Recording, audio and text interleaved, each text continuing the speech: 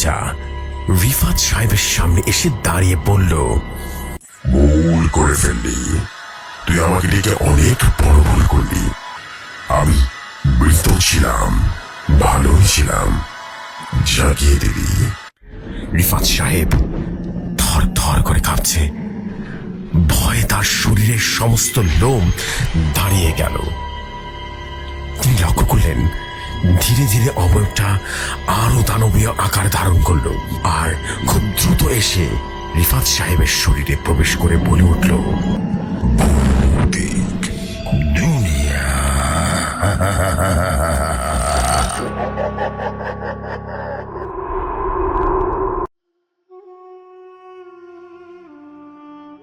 যেভাবে লেখা আছে সেভাবেই পড়ছি। আসসালামু আলাইকুম জোশী ভাই, আশা করি ভালো আছেন, ভালোর তরেই আছেন। ভৌতিক দুনিয়ার সাথে আছি আমি অনেক দিন ধরে। আজ ভাবলাম একটা ঘটনা লিখে পাঠায়, যা আমার শোনার পরে গায়ে কাঁটা দিয়ে উঠেছিল।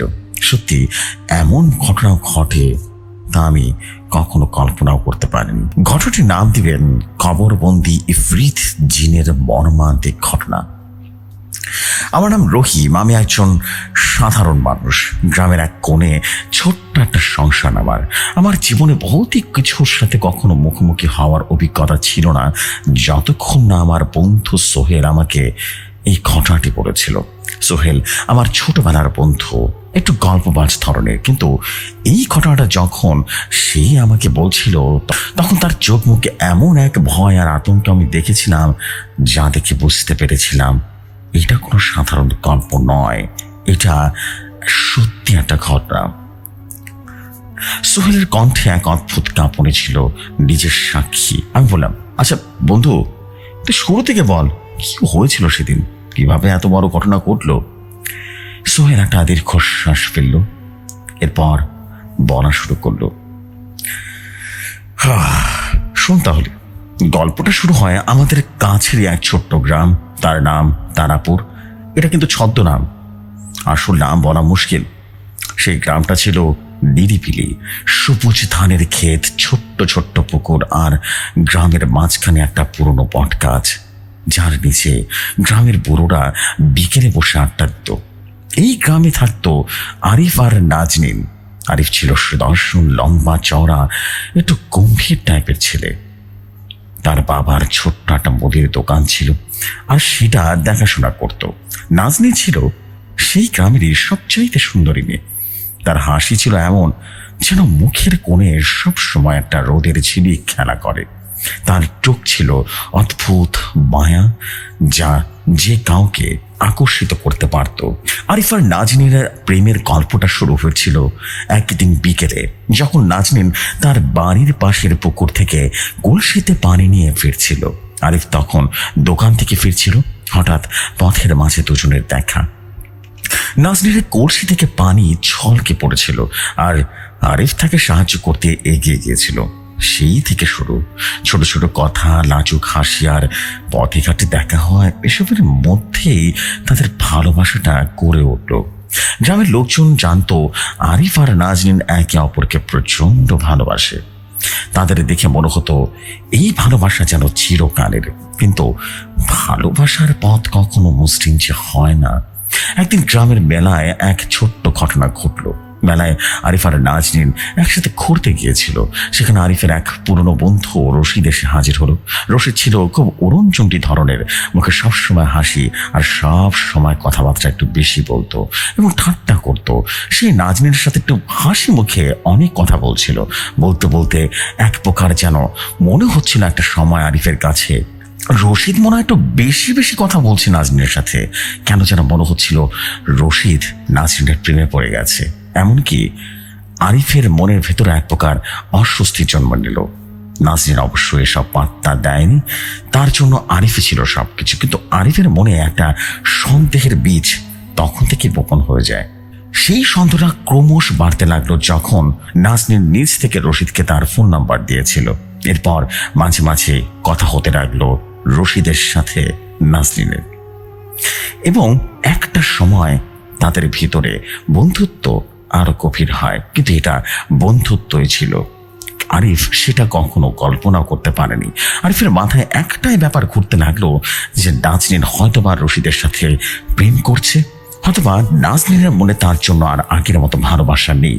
নাজনীন বারবার কথা বোঝানোর চেষ্টা করলো, আরিফ তুমি ভুল করছো, আমি তোমাকে ভালোবাসি, ও তো তোমার বন্ধু, তুমি তো আমাকে পরিচয় করে দিয়েছিলে, এখন শুধু ওর সাথে মাঝে মাঝে গল্প করেছে আর কিচ্ছু নয়, বিশ্বাস করো।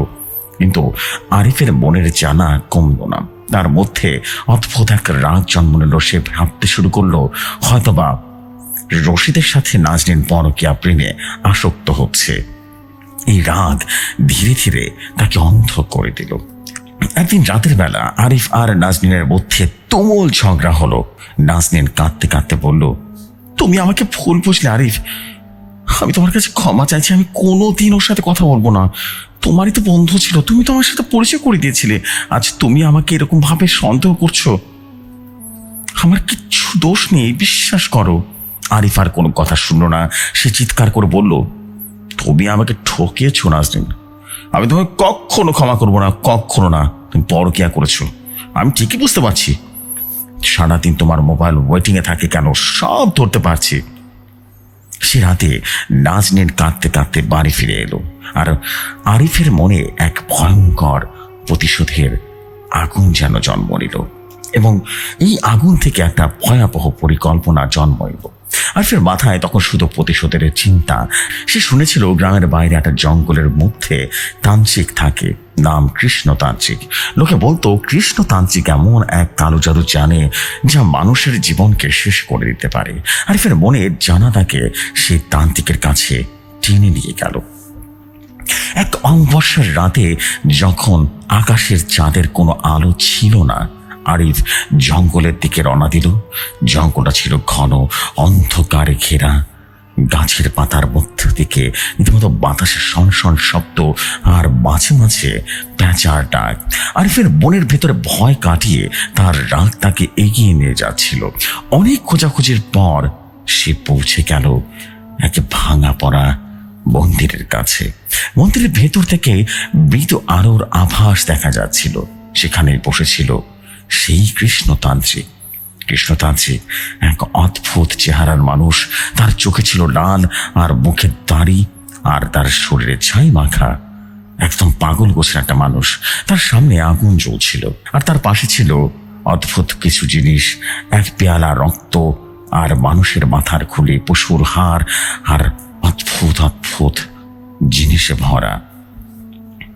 আরিফ তাকে দেখে একটু ভয় পেয়ে গেল, কিন্তু তার রাগ তাকে আরো ধীর করে রাখলো।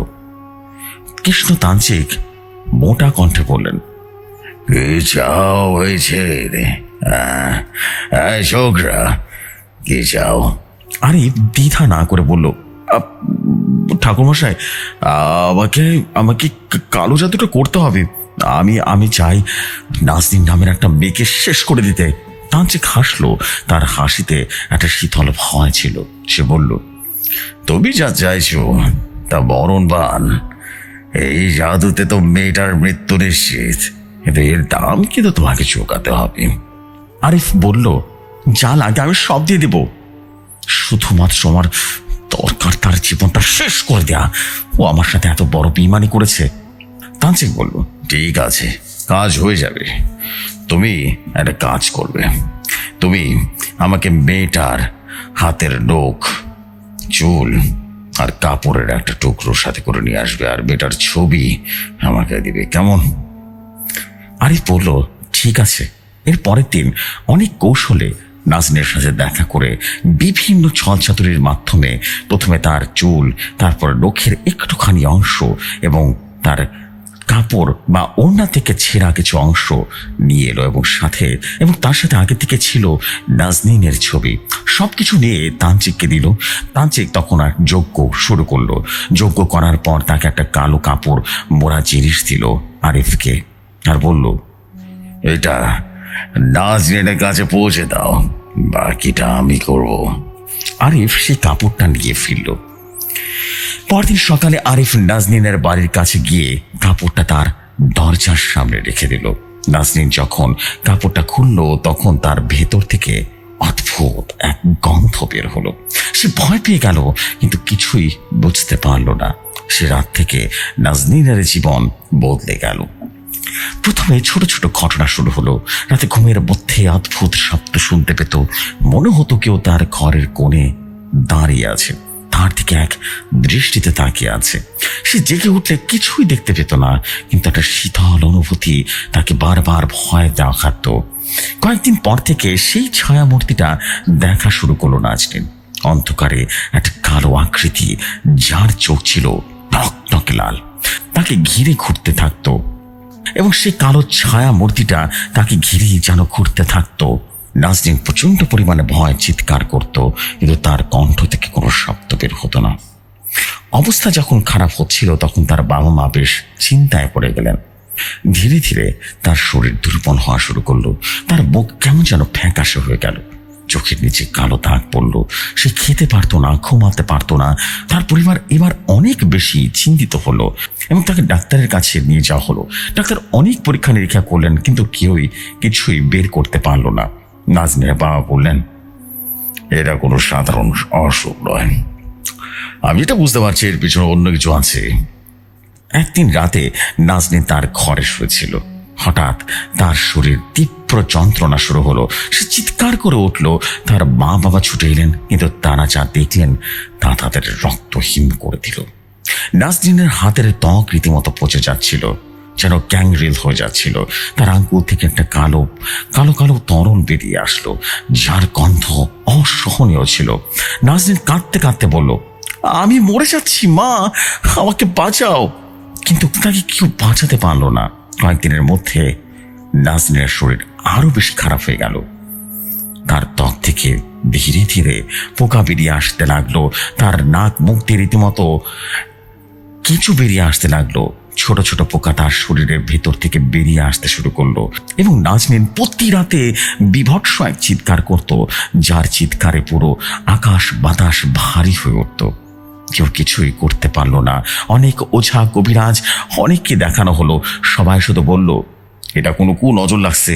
আবার অনেকে বলল, কালো জাদু করছে। কিন্তু সেই কালো জাদু কাটানো কারো পক্ষে সম্ভব ছিল না। অবশেষে কোন এক অমাবস্যার রাতে নাজনীন মারা গেল।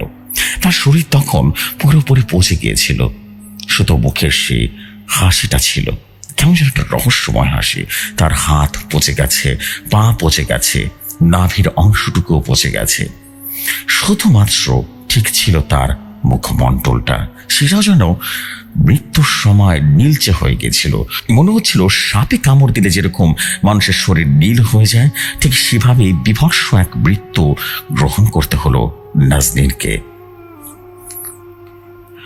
বন্ধু, ঘটনা যদি এখানে শেষ হতো তাহলে বলতাম ইটস এ নর্মাল স্টোরি, কিন্তু সত্যি বলতে ঘটনাটা এখান থেকে শুরু হয়েছিল। আমি তখন বললাম, কি বলিস বন্ধু, এরপরে আবার কি হয়েছিল? আমার বন্ধু সোহেল বলা শুরু করলো, ঘটনা শুরু ঠিক এখান থেকে। নাজনীনের মৃত্যুর পর গ্রামে এক অদ্ভুত নীরবতা নেমে এলো। তার জানাজা হলো, কিন্তু গ্রামের লোকজনের মধ্যে এক প্রকার অস্বস্তি বিরাজ করছিল। তারা নিজেদের ভিতরে বলা বলি করতে লাগলো, নাজনীনের মৃত্যুটা কোনো স্বাভাবিক মৃত্যু ছিল না। কেননা এই মৃত্যুতে তার শরীর রীতিমতো পচে গিয়েছিল। এত সুস্থ একটা মানুষ কিভাবে এতটা ভয়াবহ মৃত্যু বরণ করতে পারে? আবার কেউ কেউ বলল এটা কালো জাদুর কাজ।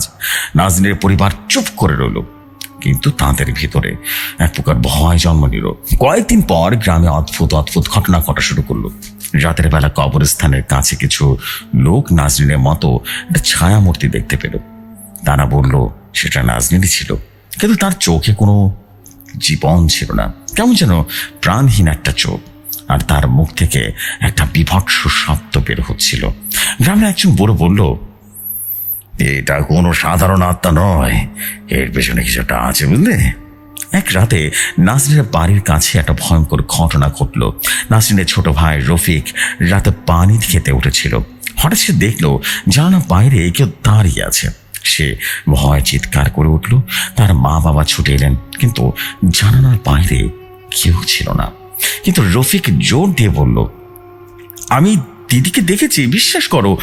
তার মুখে কোনো প্রাণ ছিল না, কেমন যেন ভয়ঙ্কর লাগছিল তাকে দেখতে, আর শুধু কালো কালো গর্ত ছিল তার চোখে। পরদিন সকালে রফিকের শরীরে এক অদ্ভুত দাগ দেখা দেওয়া শুরু করলো। দাগটা দেখতে অনেকটা পোড়া চামড়ার মতো। গ্রামের ওঝাকে ডাকা হলো, কিন্তু সে বলল,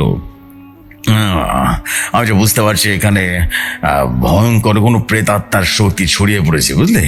আমি দেখছি কি করা যায়, কেমন? আমাকে একটু সময় দিতে হবে। এই বলে সে সময় অতিবাহিত করতে লাগলো, কিন্তু কাজের কাজ কিছুই হলো না। গ্রামের মধ্যে আতঙ্ক ছড়িয়ে পড়লো। তারা বলতে লাগলো নাজিনের আত্মা নাকি ফিরে এসেছে, কিন্তু সত্যিটা ছিল আরো বেশি ভয়ঙ্কর। কখনো কখনো জেফ্রি ভাই এমন এমন ঘটনা ঘটে যা কিনা আমাদের কল্পনাকেও হার মানিয়ে দেয়। এই ঘটনা ঠিক তেমনই হয়েছিল।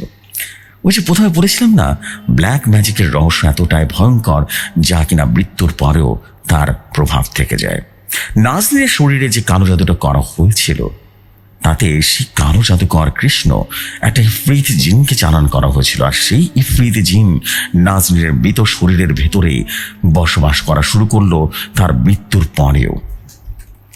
আর মূলত এই জন্যই সে ভয়ঙ্করভাবে এভাবে এই ঘটনা ঘটছিল। সোহেল যখন গল্পের এই অংশে পৌঁছালো, তার চোখে এক অদ্ভুত শূন্যতা দেখা গেল। সে বলল, রহিম, তুই যদি এই ঘটনার একটা অংশ দেখতিস না, তাহলে তুই বুঝতিস যে এটা কতটা ভয়ঙ্কর, বুঝলি? আমি তাকে থামিয়ে দিয়ে বললাম, বন্ধু তুই থামিস না, পুরোটা বল না। সোহেল একটা গভীর শ্বাস নিয়ে আবারও বলতে শুরু করলো। আমি এখন তার মতো করে বলছি। নাজনীনের মৃত্যুর পর সেই গ্রাম যেন এক অশুভ ছায়া নেমে এসেছিল, বুঝলি? গ্রামের মানুষের মুখে হাসি আর ছিল না। রাত হলেই সবাই তাড়াতাড়ি করে ঘরে ঢুকে দরজা সারানা বন্ধ করে দিত। কবরস্থানে কাজ দিয়ে কেউ যেত না, জানিস, দিনেও না রাতেও না, কারণ সেখানে নাকি সব সময় নাজনীনকে দেখা যেত।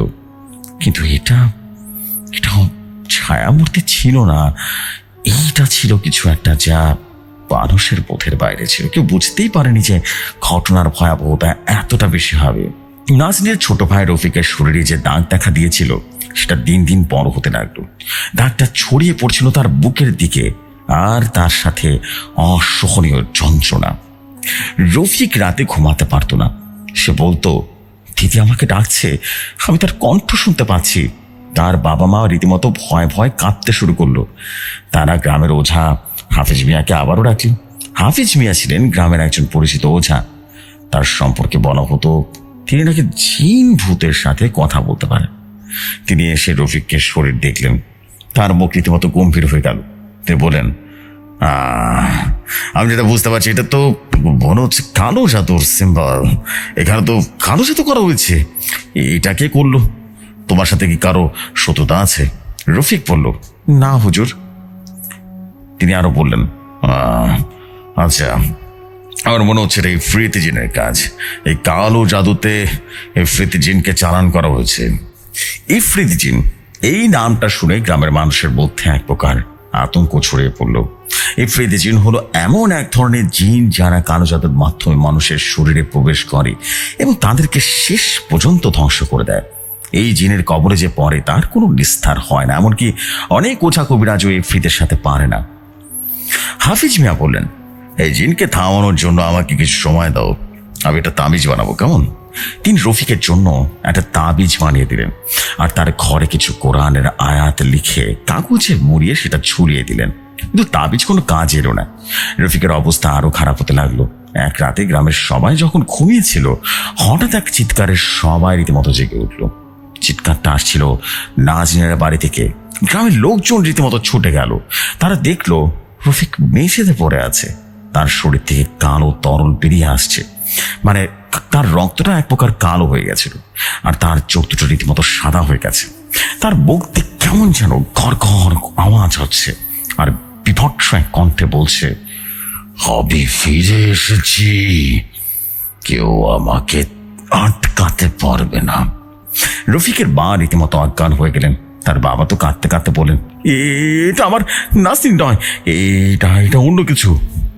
হাফিজ মিয়া কিছু মন্ত্র উচ্চারণ করতে শুরু করলেন, কিন্তু তার মন্ত্রের মাঝেই রফিকের শরীর থেকে একটা কালো ধোঁয়া বেরিয়ে এলো।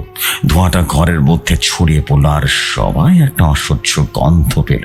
হাফিজ মিয়া ভয় রীতিমতো পিছিয়ে গেলেন আর বললেন, আমার দ্বারা এটা সম্ভব না, এটা আমার ক্ষমতার বাইরে। এরপর তিনি এক প্রকার দৌড়ে দৌড়ে পালিয়ে গেলেন সেই ঘর থেকে। পরদিন সকালে রফিক মারা গেল। তার শরীর তখন পুরোপুরি পচে গেছে, ঠিক নাজনীনের মতো করে। গ্রামের মানুষ আরো বেশি ভয় পেয়ে গেল। তারা বলতে লাগলো, নাজনীর আত্মা প্রতিশোধ নিচ্ছে। কিন্তু হাফিজ মিয়া বললেন, না না না না, এটা কোনো আত্মা নয়, এটা আত্মা নয়, ইফরিত জিন, এটা ইফরিত জিন কেউ তাকে ডেকে এনেছে, চালান করেছিল। এদিকে আরিফ নামের যে ছেলেটা ছিল, মানে নাজনীরের বয়ফ্রেন্ড, তাকে গ্রামে আর দেখা যেত না। সে নাজনীরের মৃত্যুর পর মোটামুটি লুকিয়েছিল। তার মনে ভয় ছিল, কিন্তু তার সাথে ছিল এক অদ্ভুত সন্তুষ্টি। সে ভেবেছিল নাজনীন তার সাথে যা করেছে তার শাস্তি সে পেয়েছে, কিন্তু সে তো জানতো না নাজনীন একেবারেই নির্দোষ ছিল। সে একটা নির্দোষ মানুষকে রীতিমতো কালো জাদু করে মেরে ফেলেছে, আর এটার জন্যই তো এত ভয়াবহ প্রতিশোধ নিতে সে ফিরে এসেছে। তো যাই হোক, এক রাতে গ্রামের একজন যুবক আলী কবরস্থানের কাছে গিয়েছিল। সে নিজের বাড়ির পাশ দিয়ে যাচ্ছিল। হঠাৎ তার মনে হলো কেউ তার পেছনে পেছনে হাঁটছে। সে পেছনে তাকালো, কিন্তু কেউ ছিল না। কিন্তু তার কানে একটা মেয়েলি কণ্ঠ ভেসে এলো, আরিফ কোথায়? আলী রীতিমতো ভয় ভয় কাঁপতে লাগলো। সে দৌড়ে বাড়িতে ফিরে এলো, কিন্তু সেই রাতে তার শরীরে একটা দাগ দেখা গেল, ঠিক যেন রফিকের মতো একটা দাগ। কয়েকদিনের মধ্যে আলীও পাগল হয়ে রীতিমতো মারা গেল এবং তার শরীর পচে গলে গেল। তার মৃত্যু নাজনীন আর রফিকের মতোই বিভৎস ছিল। গ্রামের মানুষ এখন পুরোপুরি আতঙ্কিত হয়ে গেল আর বুঝতে পারলো গ্রামে এক ভয়াবহ ঘটনা ঘটতে শুরু করেছে। তারা বলতে লাগলো, নাজনীনের জিন সবাইকে মেরে ফেলবে। গ্রামের মসজিদে মাইকিং করে সবাইকে ইমাম সাহেব দাওয়াত করলেন মসজিদে আসার জন্য। সবাই একত্রিত হলেন এবং একত্রিত হওয়ার পর ইমাম সাহেব বললেন, শোনেন, গ্রামে যেটা হচ্ছে সেটা মোটেও ভালো কিছু না। আমি যেটা বুঝতে পারছি, এটা সামনের দিকে আরো ভয়ঙ্কর রূপ নিতে পারে। আমাদেরকে একজন ওঝা ডাকতে হবে। এটা কিন্তু আমাদের হাতের বাইরে চলে গেছে এখন। গ্রামের মানুষ নতুন একটা ওঝা নিয়ে আসলেন। ওঝার নাম আব্দুল কাদের। তিনি ছিলেন একজন অভিজ্ঞ তান্ত্রিক, যিনি জিনের সাথে লড়াই করার জন্য বেশ পরিচিত ছিলেন। তিনি নাকি অনেক জিনকে হত্যাও করেছিলেন। তো যাই হোক, তিনি গ্রামে এসে প্রথমে নাজনীনের কবর পরীক্ষা করলেন। বেশ কিছুক্ষণ সময় নিয়ে কবরটা পরীক্ষা করলেন। কবরের মাটি ছিল অদ্ভুত কালো, আর তার থেকে একটা পচা দুর্গন্ধ বের হচ্ছিল। আব্দুল কাদের বললেন, আমি যেটা বুঝতে পারছি, এই জিনকে কেউ ডেকে নিয়ে এসছে, আর এটা কোনো সাধারণ জিন নয়। এই জিনকে কালো জাদু করে ডেকে নিয়ে আসছে এবং সেই কবরের ভেতরে বন্দি আছে। বুঝতে পেরেছেন? এখন আমি যেটা বুঝতে পারছি, এর সাথে লড়াই করাটা খুব কঠিন হবে। তিনি গ্রামের মানুষকে বললেন, তবুও আমি আমার জীবন বাজি রেখে জিনের সাথে লড়াই করব, কিন্তু এর জন্য আমার সময় লাগবে। তিনি নাজনীনের কবরের চারপাশে একটা বৃত্ত আঁকলেন আর তার মধ্যে কিছু অদ্ভুত চিহ্ন এঁকে দিলেন। তিনি বললেন, এই জিন এখন নাজনীনের শরীরে আছে, আর নাজনীন তো মারা গেছে, মানে তার লাশের শরীরে আছে সে জিন। এটাকে যেভাবে হোক বের করতে হবে। কিন্তু জিনকে বের করার আগে আরো ভয়ঙ্কর ঘটনা ঘটল। গ্রামের আরো দুজন মানুষ মারা গেল। তাদের শরীরে একই অদ্ভুত দাগ, একই পচন আর একই বিভৎস কণ্ঠ, যেটা এখন পুরো গ্রামকে আতঙ্কিত করে তুলেছিল। আব্দুল কাদের এক রাতে নাজনীনের কবরের কাছে গিয়ে একটা বিশেষ রিচুয়াল করা শুরু করলেন। তিনি আগুন জ্বালালেন আর তার চারপাশে কিছু পবিত্র পানি রীতিমতো ছিটিয়ে দিলেন। তিনি মন্ত্র পড়া শুরু করলেন। হঠাৎ কবর থেকে ভয়ঙ্কর শব্দ ভেসে আসতে শুরু করলো। মনে হলো কেউ যেন চিৎকার করছে, কিন্তু সে চিৎকার মানুষের ছিল না। বোঝাই যাচ্ছিল কোনো ভয়ঙ্কর কোনো জিন চিৎকার করছে। আব্দুল কাদের ওঝা থামলেন না, তার মন্ত্র আরো জোরালো করতে শুরু করলেন। কিন্তু জিনটা ছিল অত্যন্ত শক্তিশালী। হঠাৎ একটা কালো ধোঁয়া কবর থেকে বেরিয়ে এলো। চাক্ষুষ পুরো গ্রামবাসী যেন এই ঘটনা দেখে হতভম্ব হয়ে গেছিল। আর আব্দুল কাদেরের দিকে সেই ধোঁয়া ধেয়ে আসতে শুরু করলো। তিনি মুহূর্তে পড়ে গেলেন, তার শরীর কাঁপতে লাগলো। গ্রামের লোকজন ভয়ে পালিয়ে গেল। আব্দুল কাদের পরদিন সকালে বললেন, আমি দুঃখিত, এই জিনকে তো থামানো সম্ভব না, আমাকে মেরে ফেলবে। এইটাকে ডেকেছে এমন একজন যার কাছে অনেক ক্ষমতা আছে। তিনি এই বলে এক প্রকার দৌড়ে গিয়ে পালিয়ে গেলেন। গ্রামের মানুষ এখন বুঝতে পারলো এসব কিছুর পেছনে কেউ একজন আছে, কিন্তু কে? ইফরিত জিনকে কেই বা ডাকলো? সোহেল যখন গল্পের এই অংশে পৌঁছালো, তখন তার কণ্ঠে আবারও সে ভয় মিশে উঠল। সে বলল, রহিম, শোন, এখন তোকে যে অংশটা বলবো না, এই গল্পের মূল অংশ। এটা শুনে কিন্তু তুই ঘুমাতে পারবি না। আমি তাকে বললাম, তুই বলে যা না, আমার অলরেডি তো মনে হচ্ছে গায়ের কাঁটা দিয়ে উঠছে রে, আমার শরীর ঘেমে গেছে, দেখেছিস? সোহেল আবারও চুপচাপ থেকে আবারও বলা শুরু করলো। তো যাই হোক, এই ঘটনার পর মানুষ এক প্রকার ভয় পেয়ে যাওয়া শুরু করলো, কেননা এর আগে অনেকগুলো মৃত্যু হয়েছে। দুজন ওঝাও পালিয়ে গেছেন, 3 নম্বর ওঝাও রীতিমতো পালিয়ে গেলেন। এবং রাত হলেই তখন মানুষ রীতিমতো দরজা বন্ধ করে দিত। ওই আগের মতোই অবস্থা হয়ে গেল। কবরস্থানের কাছে তো ভুলেও কেউ যেত না। নাজরিনের কবর থেকে রাতের বেলা অদ্ভুত শব্দ ভেসে আসতো।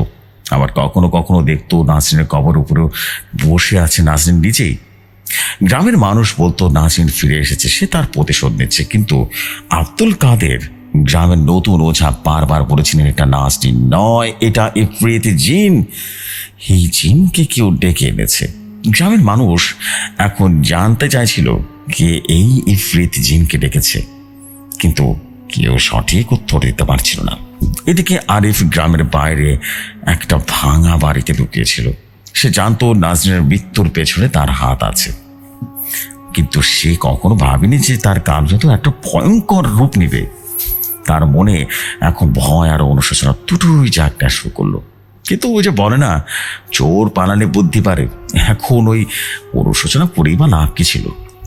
এক রাতে আরিফ তার লুকানো বাড়িতে শুয়েছিল। হঠাৎ তার মনে হলো কেউ তার দরজা ধাক্কা দিচ্ছে।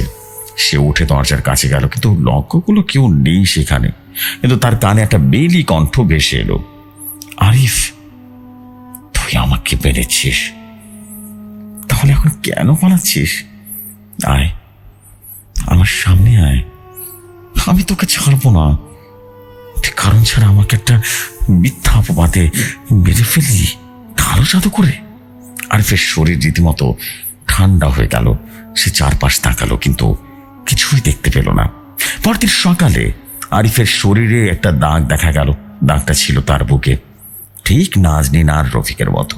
সে বুঝতে পারলো জিনটা এখন তার পেছনে লেগেছে। সে ভয়ে পালিয়ে গেল আরেকটা গ্রামে, কিন্তু জিন তাকে ছাড়লো না। রাতে তার ঘরের জানালার একটা ছায়া মূর্তি দেখা যেত। মূর্তিটা মুখ ছিল নাজনীনের মতো, কিন্তু তার চোখ ছিল কালো গর্তের মতো। আরিফ চিৎকার করে উঠতো, কিন্তু কেউ তার কথা শুনতে পায়নি। গ্রামে এইদিকে মৃত্যু যেন বেড়েই যাচ্ছিল। ধীরে ধীরে মৃত্যু পরিতে পরিণত হচ্ছিল সেই গ্রাম। গ্রামে একজন বুড়ো, যিনি নাজনীনের বাবার বন্ধু ছিলেন, এক রাতে তিনিও মারা গেলেন। তার শরীরে একই দাগ, একই রকম পচন। গ্রামের মানুষ এখন পুরোপুরি হতাশ হয়ে পড়ল। তারা বলতে লাগলো, এই জিনকে আমাদের সবাইকে মেরে ফেলবে, এই জিন তো আমাদের গ্রামকে শ্মশান বানিয়ে ফেলতেছে। হে আল্লাহ, আমাদেরকে একটা পথ দেখাও, আমরা কি এই জিনের হাত থেকে কোনোভাবে রক্ষা পাবো না? সবাই এক প্রকার হাহাকার শুরু করে দিল। আব্দুল কাদের আবারও চেষ্টা করলেন। তিনি নাজনীনের কবরের আরেকটা রিচুয়াল করার চেষ্টা করলেন, কিন্তু এবার তিনি একটা পবিত্র তেল দিয়ে কবরের চারপাশে বৃত্ত আঁকলেন। তিনি বললেন, এই জিনকে বের করতে হলে আমাকে তার নাম জানতে হবে। তিনি গ্রামের মানুষকে জিজ্ঞেস করলেন, আচ্ছা, আপনাদের কি মনে হয় নাজনীনের মৃত্যুর পেছনে কে থাকতে পারে? একজন বুড়ো লোক বলে উঠলেন, শুনেন, আমি আপনাদের একটা কথা বলি, আপনারা হয়তো অনেকে জানেন না। নাজনীন আর আরিফের তো প্রেম ছিল, এটা আপনারা সবাই জানেন। হঠাৎ করে কিন্তু তাদের একটা ঝগড়া হয়েছিল, আমার জানা আছে। ওই ঝগড়ার পরের দিন থেকে কিন্তু আমি দেখছি কেমন যেন অসুস্থ হওয়া শুরু করলো আমাদের নাজনীন। আমার মনে হয় আরিফ ছেলেটা এর সাথে জড়িত। আব্দুল কাদের কিছুক্ষণ চুপ করে থেকে বললেন, ঠিক আছে, আরিফকে খুঁজে বের করেন, তাহলে ওই জানবে এই ঘটনা কোথা থেকে শুরু হয়েছে। আব্দুল কাদের সহ গ্রামবাসী সবাই খুঁজতে শুরু করলেন আরিফকে। তিনি জানতেন যে জিনকে ডেকেছে তাকেই এই জিনের সাথে লড়াই করতে হবে। আরিফ এদিকে আরেকটা গ্রামে লুকিয়েছিল, কিন্তু তাকে জিন ছাড়েনি। এক রাতে সে তার ঘরেই শুয়েছিল। হঠাৎ তার মনে হলো কেউ তার বিছানার পাশে দাঁড়িয়ে আছে। সে চোখ খুলল আর দেখলো নাজনীন তার সামনে দাঁড়িয়ে আছে। তার মুখ ছিল পচে খুলে যাওয়া, চোখ ছিল একেবারে কালো গর্ত, আর তার মুখ দিয়ে রীতিমতো আর তার শরীর দিয়ে কালো কালো পোকা বেরিয়ে আসছে, আর তার নাক মুখ দিয়ে রক্ত গড়িয়ে গড়িয়ে পড়ছে, এক বিভৎস দেহ। সে বলল, আরিফ, আজ তো শেষ দিন। আমি তোকে অনেকবার বুঝিয়েছিলাম আমি নির্দোষ ছিলাম। আজ তোকে আমি শেষ করতে এসেছি। আরিফ যেন চিৎকার করে পালাতে চেষ্টা করলো, কিন্তু তার শরীর অবশ হয়ে গেল। জিন তার শরীরের ভেতরে ঢুকে গেল। আরিফের শরীর কাঁপতে লাগলো, আর তার মুখ দিয়ে একটা চিৎকার ভেসে উঠলো, তবে ফ্রিদ আমাকে ডেকেছিল কৃষ্ণতান্ত্রিক। এখন তোর বিদায় ঘন্টা বেজেছে রে, তোকেও শেষ হতে হবে। আরিফ ভয়ে অজ্ঞান হয়ে পড়ল। সে যখন জ্ঞান ফিরল, তার শরীরে দাগ দেখা গেল। সে বুঝতে পারল তার সময় ঘনিয়ে এসছে। আব্দুল কাদের এদিকে আরিফকে খুঁজে বের করলেন। তিনি আরিফকে তার লুকানো বাড়িতেই পেলেন। আরিফ তখন অর্ধেক পাগলের মতো হয়ে গিয়েছিল। সে বলতো, আমি ভুল করেছি, আমি নাজনীনের উপর কালো জাদুটা করেছি, আমি কৃষ্ণতান্ত্রিকের কাছে গিয়েছিলাম, আমাকে বাঁচান, আমাকে বাঁচান, আমি আর কোনোদিন এমন ভুল করব না। আব্দুল কাদের তাকে বললেন, তুমি যা করেছো তার ফল এখন তুমি ভোগ করছো। শুধু তুমি নয়, তোমার কারণে পুরো গ্রামবাসী আজকের ফলাফল ভোগ করছে। আমাদের গ্রামে অভিশাপ লেগেছে, ফ্রিদ জিন সবাইকে শেষ করছে, সবাইকে। এই জিনকে থামাতে হলে তোমাকে আমার সাথে কাজ করতে হবে, বুঝতে পেরেছো? আরিফ রাজি হয়ে গেল। সে জানতো তার আর কোনো উপায় নেই। আব্দুল কাদের আরিফকে নিয়ে তারাপুর গ্রামের ফিরে এলেন। তিনি নাজনীনের কবরের কাছে বড় একটা রিচুয়ালের ব্যবস্থা করলেন। তিনি আরিফকে বললেন, তুমি যে জিনকে ডেকেছ তাকে ফিরে নিতে হবে। এরপর রিচুয়াল শুরু হলো। আব্দুল কাদের বড় একটা আগুন জ্বালালেন, কিন্তু তিনি পবিত্র তেল এবং মন্ত্র দিয়ে সে জিনকে ডাকতে শুরু করলেন। হঠাৎ করে কবর থেকে একটা ভয়ঙ্কর শব্দ ভেসে এলো। মনে হলো কেউ যেন চিৎকার করছে। আরিফ ভয়ে ভয়ে কাঁপতে লাগলো। জিনটা আবারও আত্মপ্রকাশ করলো। এবার তার আকৃতি ছিল আরো বেশি দানবীয়, আরো বেশি ভয়ঙ্কর। তার শরীর ছিল কালো ধোঁয়ার মতো, তার চোখ দুটো ছিল আগুনের মতো। সে বলল, তবে ফ্রিদ আমাকে ডেকেছ আরিফ, আমি তাকে ছাড়বো না। আব্দুল কাদের মন্ত্র পড়া শুরু করলেন। তিনি একটা পবিত্র তালোয়ার বের করলেন, আর তার উপরে কিছু পবিত্র জল ছিটিয়ে দিলেন। তিনি জিনের দিকে রীতিমতো তালোয়ারটা তাক করলেন, কিন্তু জিনটা হাসতে শুরু করলো আর বলল, তোর এই তালোয়ার আমার কিছুই করতে পারবে না। হঠাৎ করে জিনটা আরিফের দিকে ধেয়ে এলো। আব্দুল কাদের চিৎকার করে বলেন, আরিফ, তুমি জিনের কাছে ক্ষমা চাও। তুমি যা করেছো তার জন্য অনুশোচনা করো।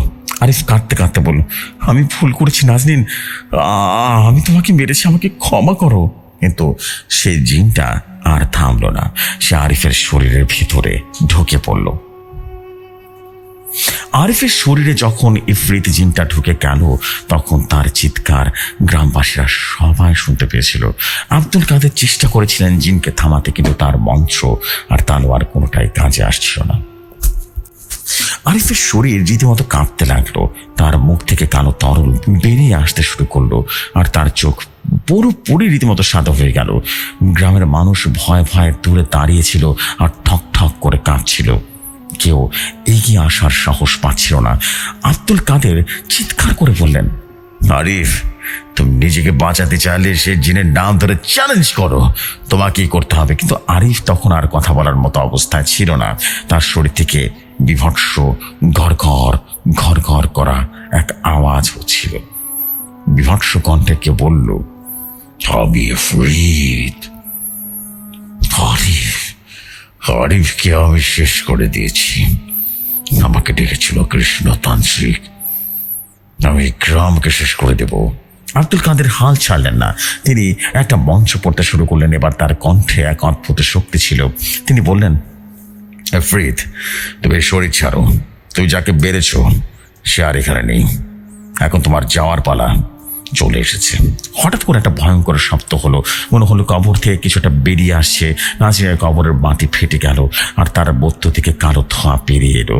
ধোঁয়াটা আরিফের শরীর থেকে চলে গেল এবং আরিফের শরীর আবারও কাঁপতে লাগলো। তার মুখ থেকে রীতিমতো চিৎকার বেরিয়ে এলো। আব্দুল কাদের বললেন, এই জিনকে থামাতে হলে আমাদের কৃষ্ণতান্ত্রিককে খুঁজে বের করতে হবে। সেই জিনকে রেখেছে। কিন্তু আরিফের শরীর তখন ভয়ঙ্কর হাসি ফুটে উঠল। সে বলে উঠল, কৃষ্ণতান্ত্রিকা নেই, আমি তাকে শেষ করে দিয়েছি, কারণ ও আমার ভোগ দিতে পারেনি। আমি এখন মুক্ত। আমার শেষ প্রতিশোধ ছিল আরিফ। গ্রামের মানুষ ভয়ে ভয়ে পিছিয়ে গেল। তারা বুঝতে পারলো এই জিন এখন কারো নিয়ন্ত্রণে নেই। ওই রাতে আরিফের শেষ মুহূর্ত চলে এলো। সে যেন এক বিভৎস চিৎকার করতে করতে মাটিতে গড়া করে খেতে খেতে এক প্রকার যেন জবাই করা মুরগির মতো ছটফট করতে লাগলো। পরদিন সকালে গ্রামের মানুষ আরিফের মৃতদেহ দেখতে পেল। তার মুখে এক ভয়ঙ্কর ভাব ছিল, যেন সে মৃত্যুর আগে কিছু ভয়ঙ্কর দেখেছিল। আরিফের মৃত্যুর পর গ্রামের অদ্ভুত এক শান্তি ফিরে এলো। আব্দুল কাদের বললেন, জিনটা চলে গেছে। জিনটা আরিফের দেহ শেষ করে গেছে, কিন্তু নাজনীনের শরীর কিন্তু এখন পবিত্র করতে হবে। তিনি গ্রামবাসীদের পরামর্শ দিলেন নাজনীনের কবরটা খুঁড়তে হবে, এবং গ্রামবাসীরা সবাই মিলে নাজনীনের সে কবরটা খুলল। কবরের ভেতরে নাজনীনের শরীর তখনও অক্ষত ছিল, কিন্তু পচে গিয়েছিল। মৃত্যুর সময় যেরকম পচে গিয়েছিল ঠিক তেমনই। আব্দুল কাদের তার শরীরের উপরে পবিত্র পানি ছিটিয়ে দিলেন, মানে জমজমের পানি ছিটিয়ে দিলেন, আর কিছু মন্ত্র পড়লেন।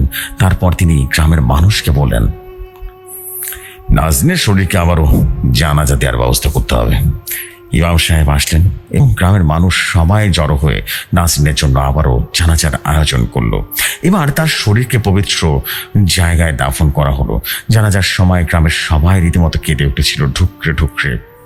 তারা জানতো নাজনীর মৃত্যুটা ছিল একটা ভয়ঙ্কর কালো জাদুর বিভৎস ফলাফল। জানাজার পর গ্রামের শান্তি ফিরে এলো। আর কেউ কবরস্থানের কাছে ছায়া মরতে দেখেনি, আর কোনো অদ্ভুত শব্দও শোনা যায়নি। আব্দুল কাদের বলেছিলেন, এভরিথ জিন চলে গেছে, কিন্তু এই ঘটনা আমাদের শিক্ষা দিয়ে গেছে কালো জাদু এমন এক ভয়াবহ অস্ত্র যা কিনা মানুষের মৃত্যুর পর তার প্রভাব রেখে যায়। গ্রামের মানুষ একটা সময় আরিফের কথা ভুলে গেল, কিন্তু নাজনীনের স্মৃতি তারা মনে রেখেছিল। তারা বলতো নাজনীন ছিল একটা ফুলের মতো মেয়ে, নিরপরাধ, নিষ্পাপ, কিন্তু একটা ভুল বুঝাবুঝি তাদের জীবনটা শেষ করে দিল। বন্ধু, এটাই ছিল আমার ঘটনা, বুঝলে? একদম সত্য ঘটনা, কোনো রকম মিথ্যে বানোয়াট ঘটনা নয়। সোহেল যখন গল্পটা শেষ করলো, আমার গায়ে কাঁটা দিয়ে উঠলো। আমি তাকে বললাম, এটা কি সত্যি সত্যি ঘটনা সোহেল? সে বলল, আমি নিজে ওই গ্রামের বাসিন্দা ছিলাম, কেন বুঝছিস না? সব ঘটনা আমার চোখে দেখা ঘটনা। আমি নাজনীনের কবর দেখেছি, আমি আব্দুল কাদেরের সাথে নিজে কথা বলেছিলাম। আমাদের চোখে দেখা সাক্ষী আমি গ্রামবাসী ছিলাম, কোনো মিথ্যে কথা এখানে বলা হয়নি। আমার যেন সোহেলের কথা শুনে সত্যি গায়ে কাঁটা দিয়ে উঠল। যে সময় এটাই ছিল আমার আজকের ঘটনা। যদি ভালো লাগে তাহলে পড়ে শোনাবেন। আমি রহিম বলছিলাম।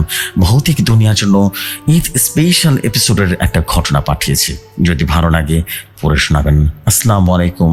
ভৌতিক দুনিয়া দীর্ঘজীবী হোক।